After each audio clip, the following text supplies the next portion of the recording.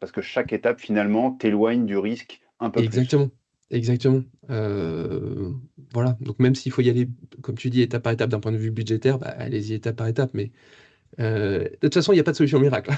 Il y a rien qui va entièrement nous protéger.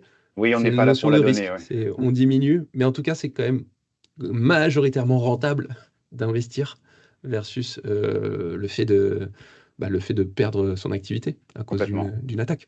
Ouais. Moi, il y a des études qui disent, et c'est un chiffre que je rappelle souvent pour interpeller les dirigeants que je rencontre, il y a un rapport de 1 à 5 entre le coût de la prévention et le coût du retour à l'activité, de retour dans des conditions normales, informatiques, j'entends.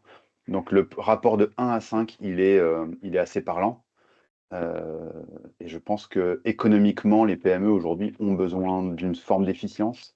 Et si on leur explique, et c'est peut-être la conclusion de notre entretien, si on leur explique que chaque étape les éloigne du risque, ça veut dire que chaque action, chaque prise de conscience, alors suivie d'une action, va les éloigner du risque et qu'il est bien plus pertinent de s'en éloigner que de faire un déni de ce risque. Parce qu'à un moment donné, effectivement, ça peut arriver. Et ce jour-là, on ne parlera pas de cybersécurité. On parlera de mise au chômage partiel des collaborateurs. On parlera de perte de chiffre d'affaires. On parlera de perte de confiance de l'écosystème de cette entreprise.